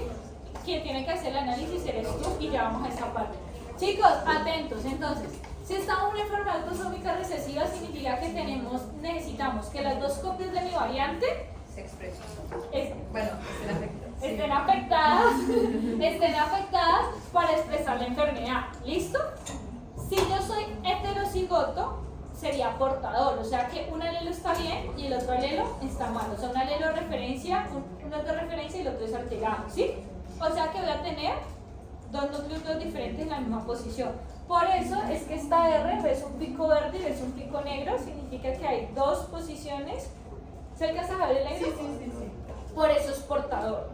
¿Listo? Porque entonces, si esta fuera una enfermedad autosómica dominante, ¿cómo estaría el paciente? Si fuera dominante sería enfermo. ¿Es afectado o sano? Estaría afectado. Exacto. Si es autosómica, chicos, si es autosómica dominante significa que con solo una copia afectada voy a presentar la enfermedad. O sea que en este caso, si yo estoy buscando esta variante específica aquí en este lugarcito y yo veo este doble pico y es autosómica dominante, significa que el paciente está afectado, o sea que está enfermo, ¿sí? Creo que, o sea, que tú ahí tienes que ver qué gen está en esa posición y si ese gen que generalmente está en esa posición es recesivo o es dominante para ver que si es hetero Y es o no es. Ajá, y aparte de eso tengo que buscar la posición para diseñar el experimento. O sea, aquí nomás estamos viendo los picos, ya luego vemos el resto del análisis clínico, ¿sí? Chicos, ¿es claro hasta allí? ¿Es claro todo hasta allí? Listo, perfecto. Otro ejemplo y chicos, no se me distraigan, súper atentos en este último ejemplo porque cositas así es que aparecen en los parciales. Entonces, en esta posición, ¿qué hay? Una A, ¿cierto? Y yo les digo que la referencia debería ser una T y es una enfermedad autosómica recesiva. Si el paciente es afectado, portador o sano, afectado, ¿sí? Porque mire que el equipo no me señala nada, el equipo no sabe, el equipo nomás me dice, yo detecté en esta posición una A, yo no sé si está bien, yo no sé si está mal, en esta posición detecté dos colores, pero yo no tengo la menor idea de si está bien o si está mal, ¿sí? ¿Listo? Entonces eso es importante. Ya vamos a ver, ¿no? En el proyecto nos dice si es recesivo, mira. No sé. Mira, pues chicos, yo no me sé los patrones de herencia de las enfermedades, o sea, obviamente si les voy a decir, ¿sí? O sea, obviamente les voy. Pero un ejemplo, si yo les digo, esto es de un paciente portador, pues ustedes ya tienen que saber que es recesivo, ¿sí me entienden? O sea, depende de él, ¿ya? Yo les digo, este fue el electroferograma, por lo menos digo, este es el electroferograma de un paciente portador, ¿qué tipo de herencia tiene la enfermedad? Pues si usted es autosómica dominante, pues le voy a poner mal, ¿ya? Pero si yo les digo, es un tipo, dibújeme, no sé, un electroferograma, obviamente no es en el computador, pero pues en el taller sí puede aparecer. Pero entonces, digamos, en la que dijiste con el ejemplo de la A, que supuestamente según la A que tú tienes tiene que ser una T. Como está ahí en verde y esa, el man va a estar afectado porque no está expresando lo que ve, o sea, no está mostrando el color que ve. Ajá, claro, o sea, yo siempre esto, chicos, el genoma tiene aproximadamente 3 billones de pares de bases, o sea, eso es un mundo, ¿sí? Ni yo, ni usted, ni nadie se lo sabe, o sea, segurísima, ¿ya? O sea que nosotros siempre tenemos que comparar contra una base de referencia, ¿listo? Entonces, si digamos que yo en este caso puse que era una T, obviamente en la vida real yo tengo que buscar cuál es la base de referencia, cuál es la base que yo tengo y si esa modificación es significativa o no es significativa. Y yo me doy cuenta que está afectado porque... La comparación. Sí, pero si sale la A, eso es afectado, digamos, si es recesivo porque las dos cosas me están mostrando. Sí, claro, porque estás teniendo un solo pico, o sea que no estás teniendo, o sea, estás teniendo siempre la señal A. O sea que, digamos, las dos mutaciones o... Los dos alelos. Los dos alelos son están A. dominantes o los dos alelos. Los dos alelos son A. Pero o sea, es como si fueran los dos que están dominantes y los dos recesivos y es el mismo pico. No, estás mezclando el concepto. No estamos haciendo cuadro de Punnett. Yo creo que es lo que estás mezclando. Espera. Calma. Inhala, exhala, todo bien. ¿Listo? Listo. Cuando nosotros hablamos de algo que sea autosómico recesivo, ¿sí? Significa que los dos alelos tienen que estar afectados para que se exprese la enfermedad, ¿sí? Pues es que no se muestra ahí, o sea, porque pues él leyó la A, pero pues no se sabe si es dominante o recesivo, ¿no? Ajá, exacto. O sea que los dos alelos ahí son A. Sí, los dos alelos. O sea son A. que si fuera una enfermedad o recesivo, lo tendría. Ajá, lo tendría. Y si fuera dominante, aparecía, digamos, una A y una T. Aparecería como en esta. Pero también Pero no es tendría. posible que haya dominante. No, por eso no. Que sea codominante. No, en este caso no. Es que no estamos hablando de codominancias de expresión, sino que estamos hablando del tipo de herencia de los genes, ¿ya? Entonces, si nosotros, cuando estamos hablando del tipo de herencia, cuando hablamos de una enfermedad autosómica dominante, básicamente es que hay una codominancia. ¿Listo? Cuando hablamos de una enfermedad que es recesiva, necesitamos sí o sí los dos alelos que estén iguales para que estén sanos o que estén iguales para que esté afectado. Y si tiene dos picos, sí o sí va a ser portador de lo que estemos buscando, ¿sí? Cuando estamos hablando de enfermedades autosómicas dominantes, tiene que ser siempre igual para el de referencia.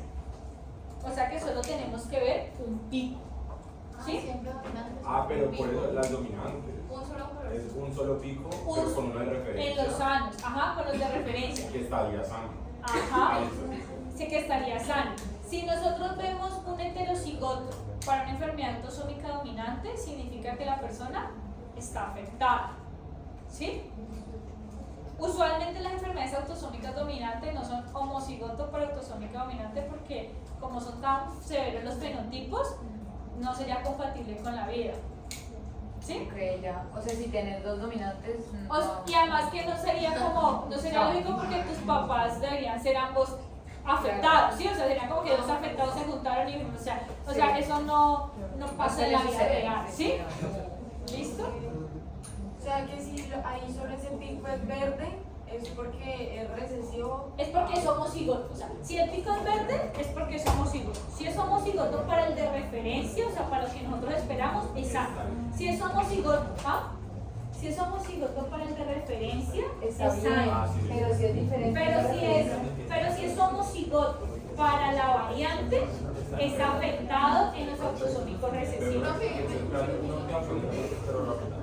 La R comienza así cuando es recesivo.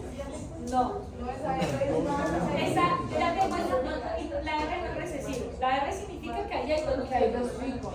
Ya. O sea, No, sí, pero puede haber una W, puede haber una K, puede haber una Y Y. el resto sería recesivo. Sí, no. No, amigo. No, porque no. El equipo.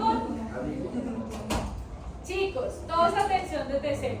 Vamos a olvidar todo y vamos a empezar. Again. Chicos, y vamos a aclarar conceptos porque creo que tiene muchos conceptos de genética cruzados. Atención desde cero. Todos tenemos dos alelos. ¿Qué es un alelo? Un alelo significa ¿qué es un alelo? Una forma así. Sí, un alelo es como la forma en una de las partes, en una región específica cromosómica y otra parte en una región específica cromosómica, ¿ya? Entonces de cada región cromosómica nosotros tenemos dos copias, ¿sí? O sea, por eso yo les decía, tenemos un cromosoma 1 y otro cromosoma 1, uno es la mamá y uno es el papá, ¿sí? Todos tenemos dos, ¿sí? Y ellos son paralelos, o sea, como homólogos, ¿sí? O sea que si uno tiene una mano, el otro tiene que tener una mano. ¿Listo? Hasta allí todo claro, ¿cierto? Sí. Cuando somos autosómicos recesivos, significa que ninguno de los dos debe funcionar. ¿Sí? O sea, los dos tienen, o sea, para que una enfermedad... Súper rarísimo. Cuando una enfermedad es autosómica recesiva, ¿sí? Significa que para que la enfermedad autosómica recesiva Esté se presente. exprese, o sea, para que autosómica recesiva, vamos a tener tres: afectado, sano y portador. Para que la persona sea afectada, significa que los dos genes están malos, o sea, no funcionan, ni tú ni yo, ninguno hace nada, o sea, los dos en la inmunda, ¿listo? Para que una persona sea sana significa que los dos están trabajando súper bien. Y cuando es portador significa que uno compensa la función del otro. O sea, ese dice, pues tú no haces nada, pero ¿sabes qué? Yo presento el parcial por los dos y la nota es grupal. ¿Listo? Entonces, ese es el paciente portador. Entonces, el profesor no se va a dar cuenta de que el otro no hizo nada porque uno sacó como la función adelante. ¿Listo? Eso es un portador en autosómico recesivo. ¿Listo? Entonces, cuando nosotros vemos en autosómico recesivo, ese tipo de herencia es dependiendo del gen. El equipo no me lo determina, el equipo no sabe, el equipo solo lee fluorescencia y saca piquitos. O sea, no tiene ni idea de genética y ni idea de biología molecular. ¿Listo? Ok. Entonces, en este orden de idea, como hay 2X, esto es homocigoto. ¿Sí? Pero homocigoto para la mutación. O sea, para la que no queremos ver. ¿Sí? Y cuando está sano, también es homocigoto. Profe, pero ¿por qué? ¿Cómo yo determino si es homocigoto? Porque los dos son iguales. Pero es fácil. Pero homocigoto para la referencia. ¿Sí? Ah, ok, ya. Entonces, ¿cómo yo sé eso? Porque yo se lo digo. Entonces yo le digo, la referencia es una T y mire que me dio este pico verde que dice A. Entonces está mal, allí en ese caso sería afectado porque es homocigoto para la variante. Ajá, homocigoto mutado, homocigoto para la variante, como tú le quieras decir, ¿listo? Cuando tenemos un portador, tenemos una buena y una mala. ¿Sí? O sea que sería heterocigoto. ¿Y cómo se ve un heterocigoto? Como el R. Con dos picos, como esta R, que hay uno de un color y... Espérate, calma. Y hay otro de otro color. Puede ser que a veces no diga R, puede ser que aquí diga K, para que no nos perdamos, ¿listo? Stop. Entonces lo que significa es que si se censaron dos. ¿Cómo? Si se censaron, se censó un heterocigoto. ¿Si es que? Se censó un heterocigoto. Sí, allí se sentó un heterocigoto. Por eso ya. Allí es heterocigoto. Se censó cuando hay una letra diferente a C, A, G y T, es porque se censó un heterocigoto. ¿Cómo lo verificamos? Porque vemos dos picos de dos colores diferentes, o sea que eso es súper visual. Por eso ustedes solitos lo identificaron y dijeron, allí hay dos picos. ¿Sí? Allí hay una adenina y bueno, no me acuerdo cuál había, pero hay dos picos, ¿listo? La interpretación la hacen ustedes y esta es la interpretación para autosómico recesivo. Ahorita vamos a hacer la interpretación para autosómico dominante. Autosómico dominante son dos alelos, ¿sí? Que sí o sí tienen que funcionar los dos porque es tanta la carga que hace ese alelo que uno no puede suplir la función del otro. Es decir, yo les dejo un taller de 100 preguntas dentro de una hora. Y son 5 personas. Entonces, no, pues cada uno 20 preguntas. Pero si los otros no hicieron nada y solo le dejaron a uno, o sea, ni con las esferas del dragón alcanzadas. O sea, no se puede, ¿ya? O sea, imposible, ¿cierto? Entonces, en este caso, una persona sana, chicos, atención, tiene los dos alelos funcionales, ¿sí? O sea que va a ser Homocigoto para el real de referencia. para la referencia. Porque dos veces supone que está bien. Porque amiga, tú siempre que vas a analizar algo tienes que tener una secuencia de referencia. Entonces tú miras la secuencia, si el de tu paciente está igual a la secuencia, está bien. Pero si está diferente al de la secuencia, baila.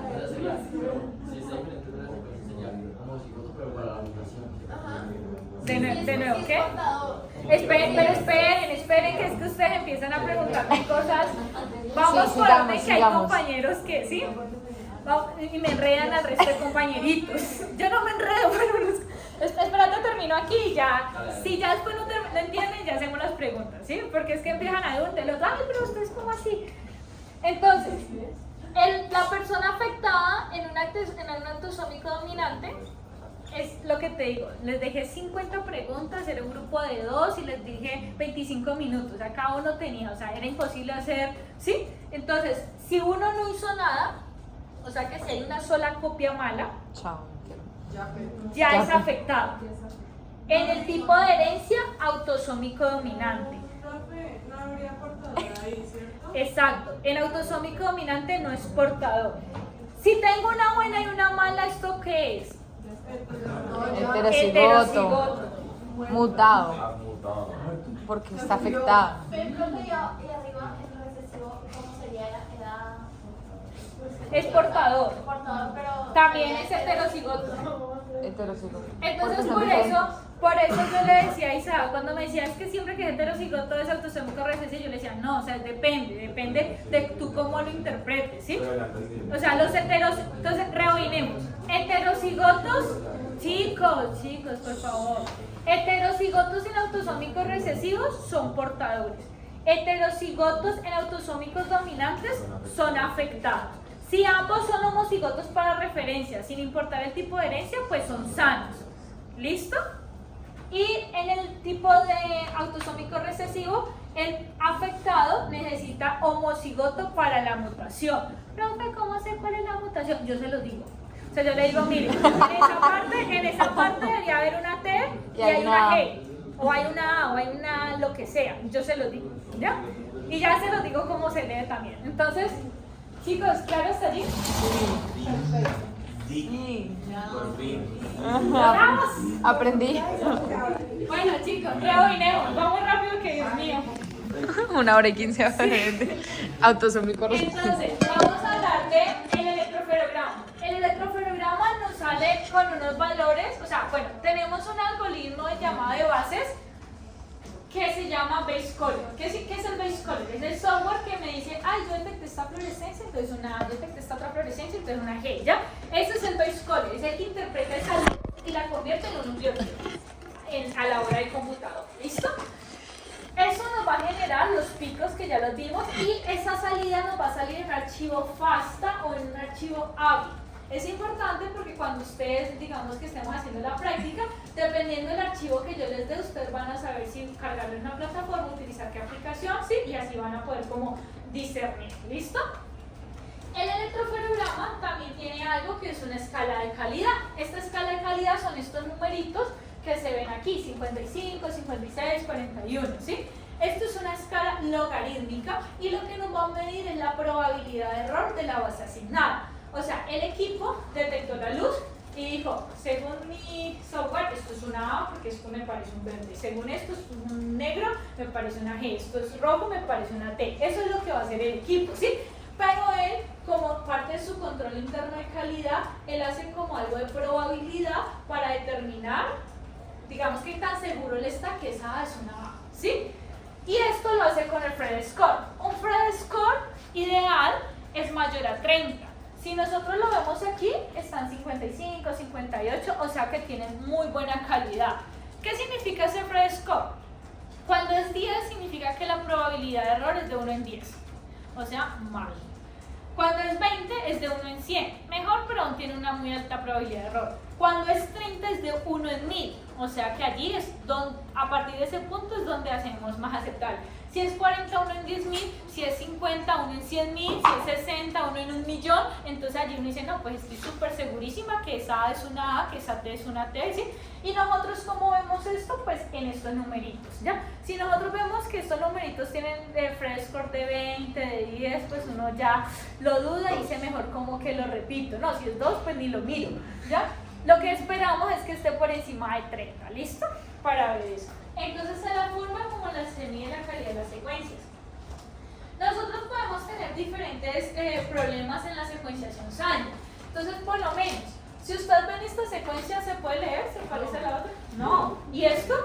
Tampoco. Esto tiene mucha señal, pero todo está solapado. Es lo que les decía, como que si yo los enumeraba del 1 al 37, venía Vanessa y los enumeraba en otro orden, ¿sí?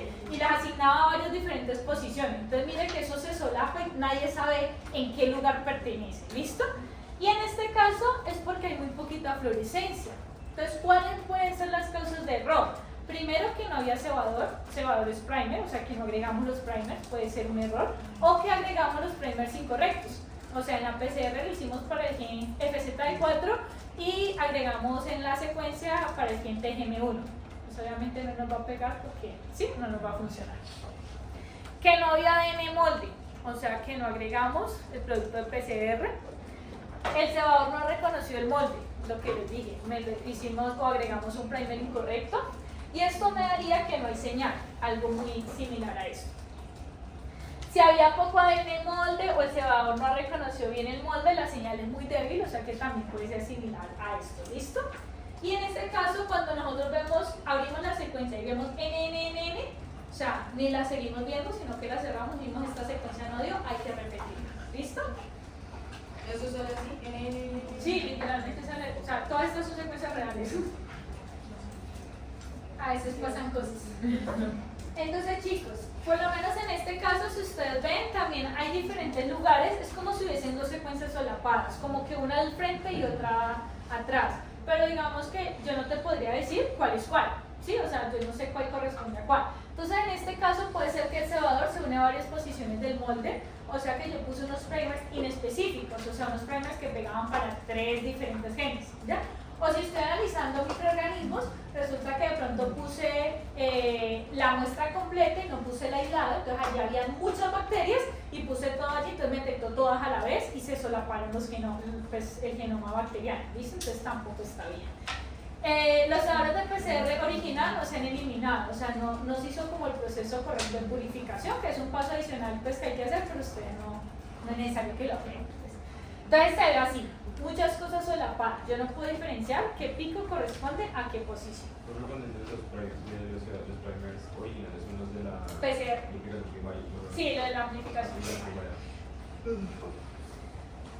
Cuando nosotros, después de la PCR, después de la secuenciación, hay que hacer como unos lavados que son las purificaciones. Listo, que eso pues no vamos a entrar en detalle porque hemos estudiado la parte de extracción. Y cuando esos lavados no se hacen bien, también pueden ocurrir cosas como esta, que es por la presencia de NTPs no eliminados. Entonces miren que hay como un pico gigante de fluorescencia y es porque esos fluorocromos no se eliminaron de forma correcta y por eso se ve como un pico de fluorescencia aumentado. O sea, que uno tiene que eliminarlos.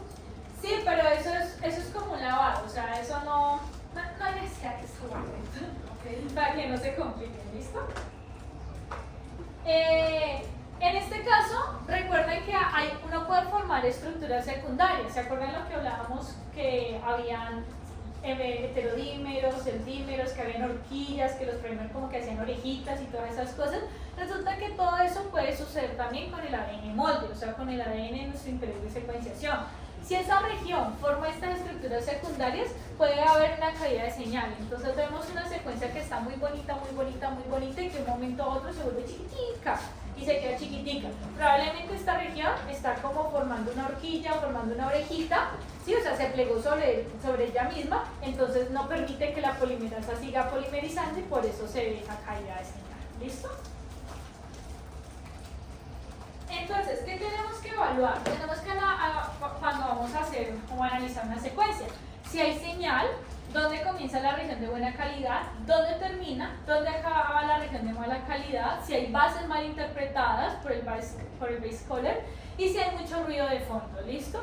Las secuencias usualmente al inicio y al final son feitas, ¿sí? Pero así es la técnica, o sea, digamos como los primeros 10 y los últimos 10 usualmente se pierden. Y así es la técnica. Entonces lo que uno hace es uno no los tiene en cuenta para la interpretación y uno simplemente los elimina. ¿Listo? Entonces, ¿cuáles son las aplicaciones, chicos? Dentro de las aplicaciones, importante recordar la mayor limitación, que es de 1000 pares de bases, la región de interés. ¿Listo? Y tenemos, digamos que 3 aplicaciones principales, las cuales pues vamos a explorar con ustedes. Una es la parte de microbiología, genes de identificación y genes de resistencia. Otra que es la parte de genética, que es el tamizaje molecular de exones pequeños o las mutaciones puntuales en el caso de estudios de segregación familiar. Y otra que es farmacogenética, que es las variantes asociadas a farmacogenes y que ya están fuertemente evidenciados que influyen en la respuesta a un medicamento específico. En identificación molecular, chicos, esto sí es importante que se lo aprendan de memoria, pero pues no todo eso, o sea, ya les digo que. Entonces, nosotros en microbiología vamos a evaluar 3 genes. Esto es lo que necesito que se aprendan. Vamos a evaluar 3 genes principalmente en secuenciación sana. Si es gen 16S, es para bacterias. Si es gen 18S e ITS, es para hongos. ¿Para qué? Hongos.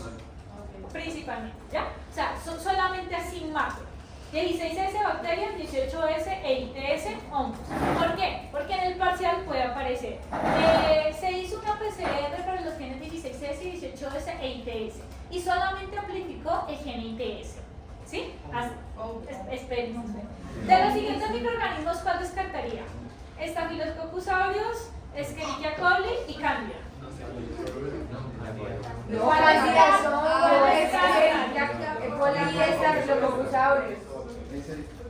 Ah, está bien. Ay, pero no me digas que no sabes que estafilococcus aureus es una bacteria. O sea, eso no es excusa. No, porque es, o sea, no les voy a poner el género más, no sé. Desconocido. Sí, Elizabeth Quindia meningocética, o sea, eso no. O sea, le voy a decir algo que sepa que Videos de bacterias. Videos de bacterias. o sea, eso no lo van a ver. O sea, si los voy a, chicos, si los voy a poner es algo que sea súper fácil y que sea muy característico. Estafilo, Escherichia, Candida, que todo el mundo, ¿sí? O sea, algo que sea como muy, algo que sea muy E. coli. E. coli. O sea, algo que sea muy característico, pero entonces lo importante es que ustedes tengan en cuenta, y si no se lo saben en el parcial, entonces me ponen parcial porque no me lo sé, pero estoy segura que GNITS aprobó el hongo y descartó todas las bacterias. Y entonces pues allí yo le valgo un puntito, ¿sí? Pero ay, no, es que no me sabía cuál era, entonces yo digo, no, pues tampoco sabía, chicos, hay que ser recursivos. El parcial tiene dos partes, una parte cerrada y una parte abierta. La parte ¿Y tú haces la mayoría de preguntas o eso es como combinadito? no, creo que es 40 el cerrado y 60 el abierto. ¿Y es abierto en qué Y sentido? el abierto son los casos clínicos, ustedes dicen. Profe, ¿qué tipo de caso clínico? Ahorita chicos que vamos a recoger. Ahorita les digo.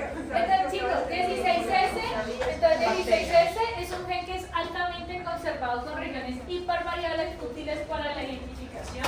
Y entonces ya les voy a hacer el dibujo que es cómo se ve. Resulta que el gen 16S es así. Esto es una representación no a escala de esto. Si ustedes les dicen que tiene regiones conservadas, ¿ustedes qué entienden? ¿Cómo? Si yo te digo, yo tengo, no sé, yo he conservado esta foto por toda mi vida y no ha cambiado nada. Que está. Exacto. Cuando hablamos de regiones conservadas es que son iguales, que se mantienen, que no cambian, que no mutan, ¿ya? Entonces, el gen 16S tiene unas regiones conservadas, o sea que no se mutan, y en estas regiones nosotros vamos a ubicar unos primers, ¿sí? Y en medio de esas regiones conservadas hay unas regiones hipervariables. ¿Qué creen que significan regiones hipervariables? Que varían demasiado, varían tanto entre especie y especie que nos permite diferenciar entre géneros y especies. O sea, varía tanto entre tú y yo que me dice, no, esta definitivamente, cuando la compara con la base de datos, esta definitivamente es de Paola y esta definitivamente de Martina, ¿sí? O sea, son cosas totalmente diferentes. Entonces, por eso la parte, digamos, para hacer secuenciación, para hacer identificación bacteriana, es específica para 16S. El fundamento de esa funciona para 18S y para ITS, solo que 18S y ITS es específicamente más para hongos y 16S es para bacterias. 16S es, si ven, es rRNA, o sea, es un gen de la unidad ribosomal del RNA. ¿Listo? De la unidad 16S. Entonces, chicos, vamos a hacer un pequeño ejercicio así rápidamente antes del quiz.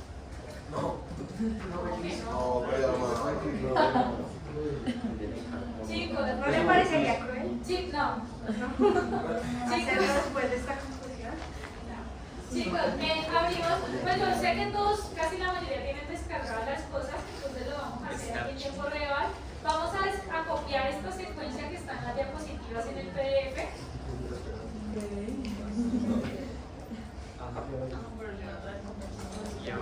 O sea, no hay necesidad que lo hagan, no, o sea, no hay necesidad que lo hagan todos. Se los digo que lo hagan porque lo vamos a hacer en la práctica y en la práctica yo ya no se los voy a explicar. Entonces, como que es bueno que lo hagan ahorita para que si tienen alguna duda, pues se puede hacer en el celular, se puede hacer en la tablet, se puede hacer en el computador, o sea, es nomás copiarlo y pegarlo.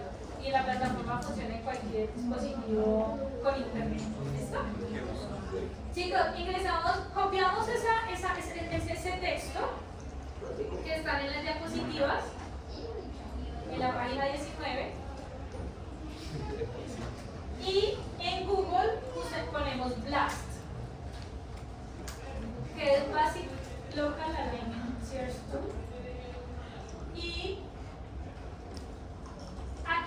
tenemos donde dice nucleótido porque nosotros nos estamos basando en una secuencia de ADN, o sea, una secuencia de nucleótido.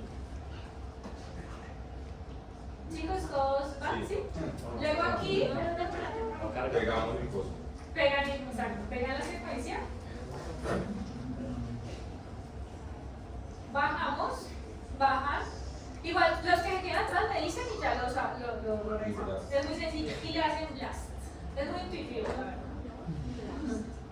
Entonces, los contextualizo. Esta es una secuencia de 16S, es real, se extrajo de una cepa, se hizo la PCR, se hizo la secuenciación y dio ese archivo FASTA. Cuando lo pegamos, entonces, como nos permite dar el diagnóstico, detectamos que era esta bacteria que se llama Oceanobacillus profundus. ¿Listo? Y te da con la cepa que está relacionada. Obviamente la interpretación clínica pues ya es otra cosa más, digamos que no se queda allí nomás, ¿listo? Esto si no estoy mal era de una industria, era algo como más industrial, pero por lo menos, un ejemplo, si yo les doy a ustedes una muestra de piel y les digo un Staphylococcus aureus, pues ustedes tienen que entender bien el contexto para ver si realmente es patogénica o si realmente es que fue alguna contaminación en la toma de muestra, y eso es algo que ustedes ya lo tienen que tratar de interpretar mejor, ¿sí? Viendo cuál es como la importancia patológica de esa bacteria, de ese microorganismo en la muestra. ¿Listo? Chicos, así es como se hace la identificación bacteriana. Haz un poquito atrás, por favor, un poquito Pero atrás. ¿y tú sabes qué es ese Oceanobacillus? Porque es la que más se repite. No, o sea, según la que más se repite es porque es la que es, sino que alinea con diferentes cepas. No, la verdad no me acuerdo de cuál es, esto era algo de industria, pero no me acuerdo exactamente, creo que no es patogénico. ¿Y cuáles son las cepas para...? Ya te digo, ¿qué me dijiste? ¿Cómo se llama? Majo, el blast, un blast. Le donde se queda, te decía, Blas, está solito y eso te queda como searching, o sea, te queda como cargando, buscando y luego te sale el resultado. Chicos, aquí que es importante, si ustedes ven, miren que aquí donde dice strain AS56, 1P04AE, todas esas son cepas, ¿ya? Pero usualmente se va con la que tiene mayor porcentaje de identidad. Entonces mira que está en 96,52, pero también da como un máximo score, ¿ya? Uno cuando hace un reporte, digamos en este caso, no hace como con el... Hay cepas que entre ellas, por ejemplo, puede ser que una cepa sea patogénica y otra no. Y a veces no se puede diferenciar por este gen. Entonces uno pone el reporte como de las tres primeras y ya digamos que la parte clínica decide pues qué decisión tomar o si mandar otro examen como un genoma que ya es más completo para poder ver realmente las diferencias. ¿Listo? Pero esto es como una de las posibles aplicaciones reales de lo que se hace. Pues nos quedan como 3 minutos. Entonces aquí igual estos están las diapositivas. Chicos, también existe, se puede hacer para genes de resistencia. Entonces aquí pues están los genes de resistencia asociados y pues uno ve si los detecta o si no los detecta. Lo que me preguntabais algo 80 veces, entonces la R puede ser una R, puede ser una W, puede ser una S y es dependiendo de las bases que estén allí. ¿Listo? Chicos, Eso hay que aprendérnoslo de memoria. no. Solamente de esta clase los 16S, lo de los nucleótidos y los diroxinucleótidos, eso sí. Ya creo que sí. Yo pensé en la microbiología de resistencia es para las 10 No, eso es para identificación, digamos, de género y especie, 16S y 18S. Pero también se puede hacer para genes de resistencia. Y en genes de resistencia son los que están en la tabla. ¿Listo? Pero eso, o sea, puedo hacer la sangre para buscar genes de resistencia. Eso es lo que quiero decir. Sí, porque hay genes de resistencia que tienen variantes. Chicos, hemos terminado la clase, porque hay genes de resistencia que tienen variantes específicas que están asociadas con respuesta a los antibióticos. ¿Listo? Chicos, importante aquí, variantes genéticas. Recuerden que no todas las mutaciones son patogénicas. ¿Listo? Hay unas que sí y hay unas que no. Los que no son patogénicos se conocen como polimorfismos, que es lo que nos da la diferencia en todos. ¿Cómo yo sé cuándo es patogénico algo y cuándo no? Pues de acuerdo a bases de datos que me van a dar mis secuencias de referencia, ¿sí? Recuerden pues que utilizamos esto para confirmación de variantes puntuales encontradas en paneles, exomas o genomas y para hacer confirmación en portadores o afectados por historias historia familiar o también con fines de investigación se hacen las secuenciaciones. Vamos a terminar y hacemos el quiz, ¿listo? Pero sí necesitamos 10 minuticos más de atención porque si no en esto quedan perdidas la otra clase. Entonces chicos, porfa súper concentrados. Resulta que cuando nosotros hacemos un examen genético a nivel de NGS, como es un panel, un exoma, un genoma, nos dan un listado de variantes. Esas técnicas de NGS, digamos que nos cubren mayor cantidad de genes, pero a veces tienen regiones que uno no sabe si la variante es real o es irreal. Lo van a ver más bien con lo mejor, o sea, nos pueden dar errorcitos, ¿ya? Entonces, esas variantes que se encuentran por NGS se confirman por secuenciación Sanger para verificar que realmente la variante es real y que no fue un error de la técnica, ¿listo? Es como un método de confirmación, ¿listo? Esto es un reporte real de una paciente, entonces vamos a tener que las variantes se escriben de diferentes formas, ¿sí?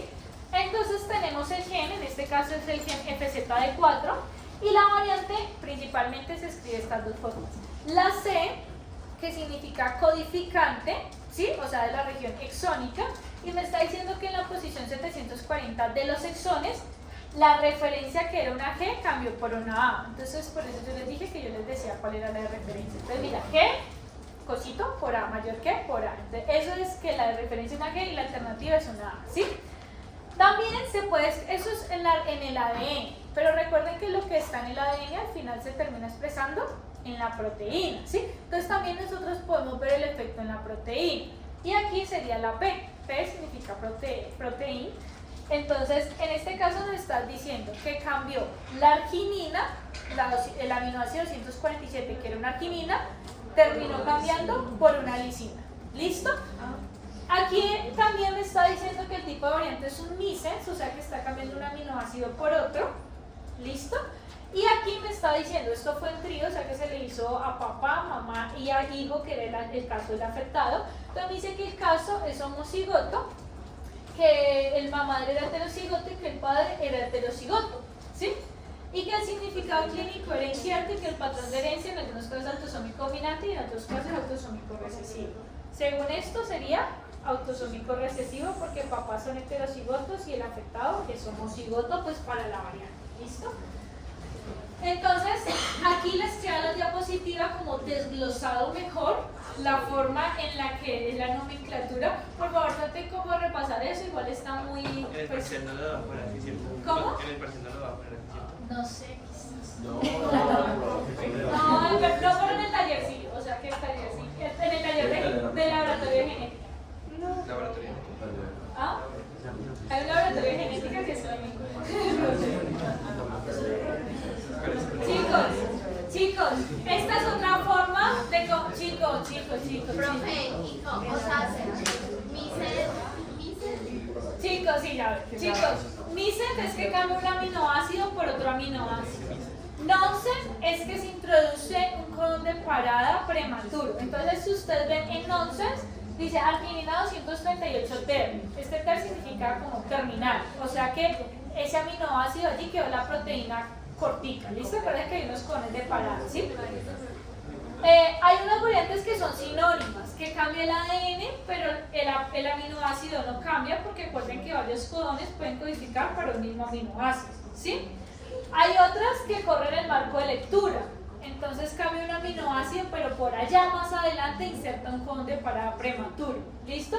Hay unas que son de lesiones y pues aparecen como del, hay unas que son inserciones y aparecen como ins, hay unas que son duplicaciones y aparecen como du, y hay unas que son intrónicas y todas las que sean intrónicas aparecen como +1, -1, +2, sí, o sea, dependiendo que te dice, como desde donde termina el exón, cuántos nucleótidos siguientes del intrón es que está la mutación. Eso igual lo revisamos pues como más adelante con más calma, pero chicos, por favor, como que revísenlo para que no les quede tan perdido. Y finalmente, les voy a mostrar algo porque ya no alcanzamos a hacer el ejercicio, pues les recomiendo que lo hagan. Es que ingresen en estas bases de datos. Hay bases de datos como Watson, como Franklin, ¿sí? Y esas bases de datos me permiten buscar las variantes. Entonces, por lo menos si yo entro a Franklin,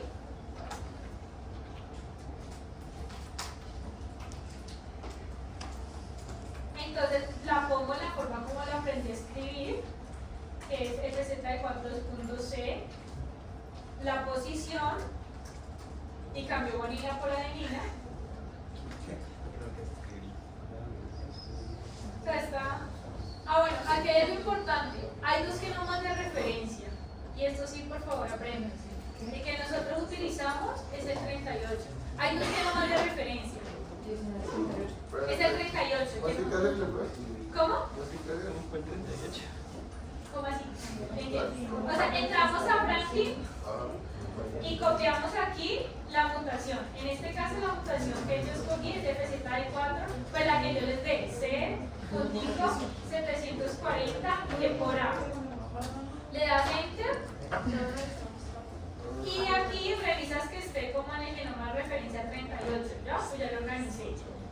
Cuando yo lo busco, miren que él me da las otras formas como las que se escribe la mutación, que es el P, que es el que cambia la proteína, o la ubicación cromosómica, también me la puede dar. ¿Listo? Y adicionalmente me da la clasificación porque cada variante, digamos, no todas las variantes son patogénicas. Entonces yo para saber si una variante es patogénica o no es patogénica, tengo que ingresar en estas bases de datos, hacer como un análisis que igual vamos a revisar más adelante y poder determinar si es patogénica. En este caso, la variante que me está diciendo que es probablemente patogénica, o sea que sí la consideraría causante de enfermedad. ¿Listo? Y aquí me da los criterios y las razones por las cuales es patogénica, que eso lo podemos revisar pues más adelante. Chicos, recomendación, por favor revisen eso. Recuerden que los tipos de herencia, y eso ya lo vimos, se revisan en OMI para ver qué tipo, si tiene significancia. Y hay una base de datos que es ClinVar, que es como base de datos de variantes clínicas, donde ya te aparece reportado previamente si otros investigadores lo han considerado como patogénico. En resumen, para terminar y hacer el quiz, recordemos que primero se tiene que hacer extracción de ADN, luego la amplificación por PCR, siempre amplificación por PCR, luego secuenciación Sanger, la electroforesis capilar, que es la que hace en el capilar que les mostré, y finalmente la búsqueda en las bases de datos que les mostré y que ustedes van a tener que explorar para ver si realmente lo que tú preguntabas, si esa variante es patogénica o no es patogénica, ¿sí? ¿Listo? Sí. Profe, ¿y si no te ha pasado que la variante simplemente no está en esas? Y entonces, ¿cómo sabes que tienes que, o sea, así no está en la base de datos, hay otros criterios. Entonces hay predictores que me dicen como que dónde se ubica en la proteína, si es lo que es de relevancia, como en el caso del estudio de pegamiento. De eso lo vamos a ver más adelante cuando lo veamos. Entonces, en base de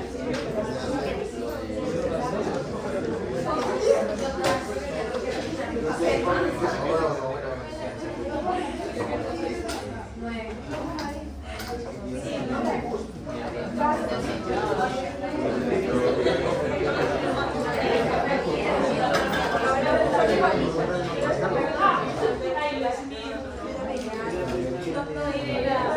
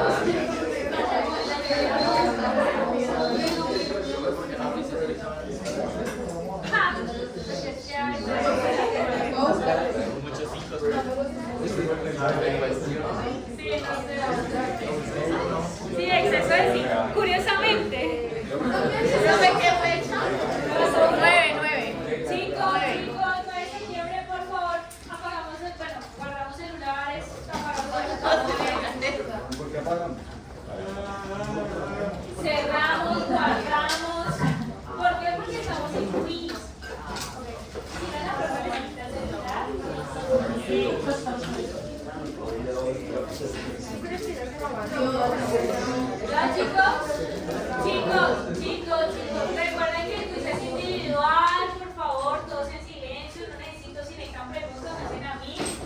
Vamos a empezar, ¿listo? Ay. Las bandas son los picos. Profe, las bandas. Ajá, sí, Ajá.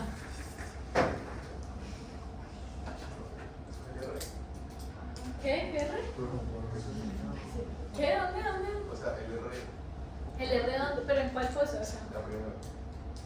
ah, no, varios picos en la misma posición del electrocardiograma indican, no sé. Me quedé. Mínimo Frío y verde. Chicos, me hablé como una hora explicando eso, así que no tienen derecho. A la primera, profe, la primera. Pero no está. Sí, literalmente. Como dos.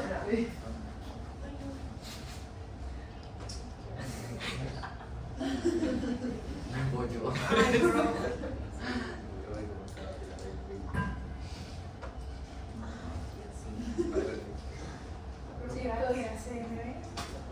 Variación en el número de copias.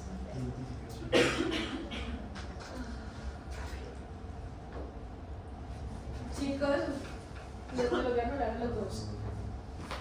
Los vamos a mover los labios una vez más y se los anula los dos. CNV es variación en el número de copias. Ah, ¿Qué? Variación en el número de copias es CNV. ah, ok. Eso está en la diapositiva. ¿Variación qué? En el número de copias. Copy number variation. Si no, y pon atrásito, digamos, no sé, la tercera y la sexta. O algo así.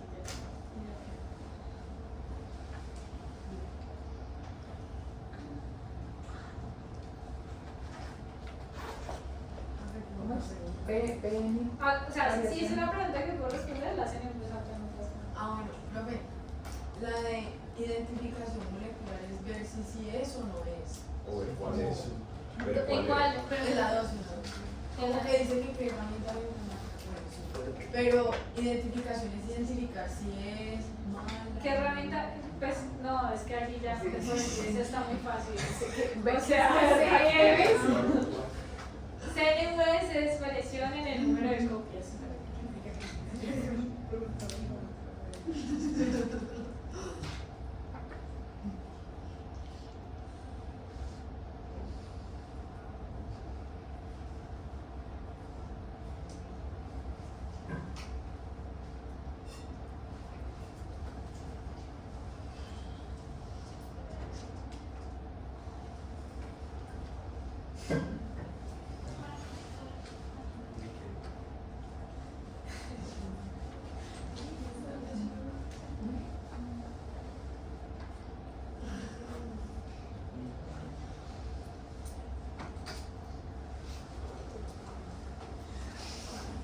No, mañana paramos, yo lo recojo. En 2 minuticos y ya. A todos. Y me esperan sentaditos a que. Ya casi. Pero espérate a que terminen los otros compañeros. Si alguien ya acaba de hacer la mano, yo lo recojo.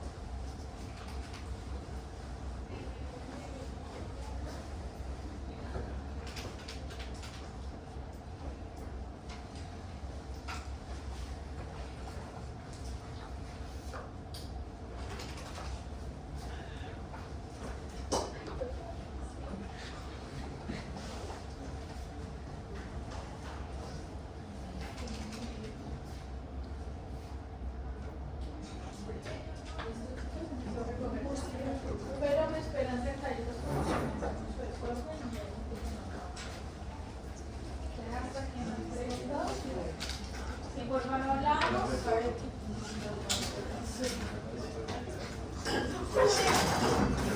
Bueno,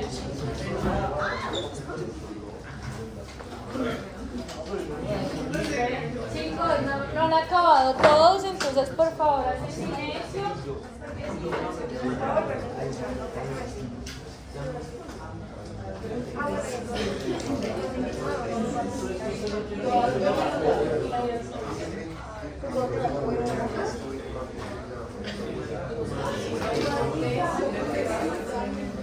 Chicos, hay gente que no ha acabado.